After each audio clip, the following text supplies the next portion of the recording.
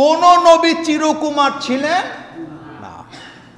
চিরকুমার সমিতিও নাকি আছে, ফাজলামি করার জায়গা পাও না। রাসূল বলতেছেন বিশ্ব নবী, যার জীবনে কোনো পাপ নাই, গুনাহ নাই, কালিমা নাই, তিনি বলতেছেন আমি রোজা রাখি, আমি রোজা ভাঙ্গি, আমি ঘুমাই, আমি নফল ইবাদত করি, আমি তাহাজ্জুদ পড়ি, আমি আমার স্ত্রীদের কাছে যাই।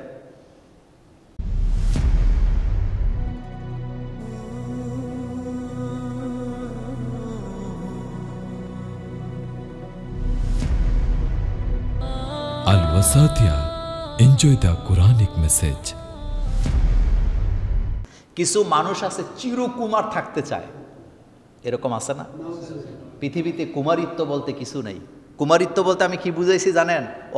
আপনার বিয়ে করার ক্ষমতা আছে, আপনার যৌবন আছে, আপনার সম্পদ আছে, আপনি বিয়া না করে চিরকুমার থাকার কোনো রাস্তা নাই।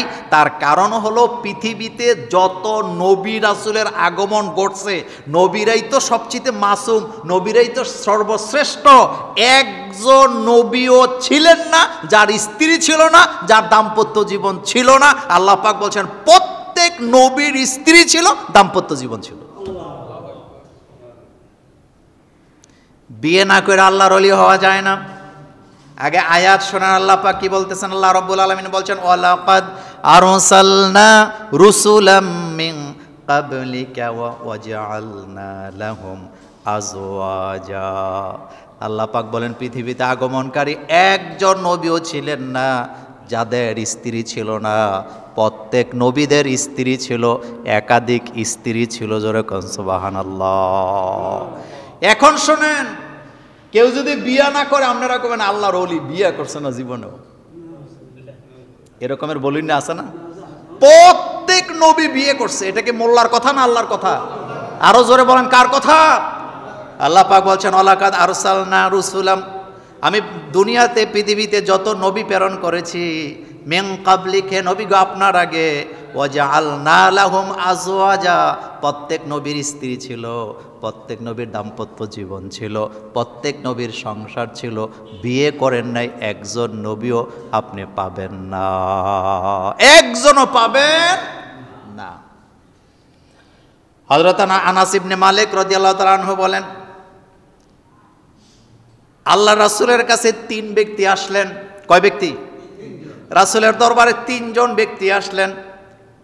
জাআ সালাসাতু রাহতিন ইলা বুয়ুতিন, আল্লাহ রাসূলের কাছে এসে বলেন ইয়া রাসূলুল্লাহ সাল্লাল্লাহু আলাইহি ওয়াসাল্লাম, আমি ইবাদত করব, এমন ইবাদত আমি করব, আমি সারা মাস রোজা রাখবো, সারা বছর রোজা রাখবো, রোজা আমি ভাঙবো না। আমলের কথা বলতেছে, সারা বছর আমি রোজা রাখবো, রোজা ভাঙবই না। আরেকজন বলতেছে ইয়া রাসূলুল্লাহ সাল্লাল্লাহু আলাইহি ওয়াসাল্লাম, আমি ঘুমাবো না, সারা রাত আমি নামাজ ইবাদত করব, নফল নামাজ পড়ব, রাতের বেলা ঘুমাবো না। 3 নম্বর ব্যক্তি বলতেছে ইয়া রাসূলুল্লাহ সাল্লাল্লাহু আলাইহি ওয়াসাল্লাম, আমি দিনের বেলা রোজা রাখবো, রাতের বেলা নফল ইবাদত করব, সংসার করব না। কি করবে না? কথা কয় না, কি করবে না? মানে বিয়ে করব না, স্ত্রী দরকার নেই, এগুলা ঝামেলা, এগুলা করলে তো আমি ইবাদতের সুযোগ পাবো না। তাইলে রোজা রাখতে পারবো বউ না থাকলে, রাতের বেলা না ঘুমায়া ইবাদত করতে পারবো। এই কথা বলার পরে আপনার আমার নবী, বিশ্ব নবীর চেহারা মোবারক গোসা লাল হয়ে গেলেন। আল্লাহর নবী বললেন আমি রোজা রাখি, রোজা ভাঙ্গি, আমি রাতের বেলা ঘুমাই, এরপরে তাহাজ্জুদ পড়ি। কথা কি বুঝতেছেন? আমি রোজা রাখি, আমি রোজা ভাঙ্গি, আমি রাতের বেলা ঘুমাই, আমি তাহাজ্জুদ পড়ি, আমি আমার স্ত্রীদের কাছে যাই, আমি বিয়ে করি, আমার দাম্পত্য জীবন আছে, আমার স্ত্রীর প্রয়োজন হয়, আমি আমার স্ত্রীর কাছে যাই। সুতরাং যারা বিয়ে করে না তারা আমার উম্মত হতে পারে না। কি বুঝলেন? কি বুঝলেন? হালকাভাবে নিয়েন না, হালকাভাবে নেওয়ার কোনো সুযোগ।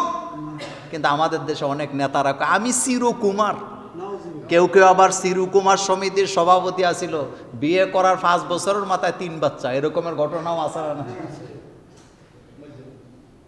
কথা বুঝে নেন, কোন নবী চিরকুমার ছিলেন না।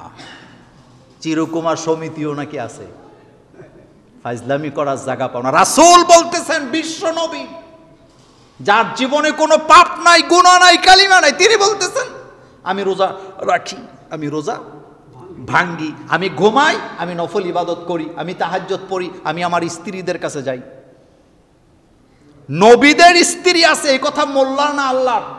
আল্লাহ পাক এখানে বলেছেন প্রত্যেক নবীর স্ত্রী ছিল, প্রত্যেক নবীর একাধিক স্ত্রী ছিল, হক আদায় করেছেন। সুবহানাল্লাহি ওয়া বিহামদিহি।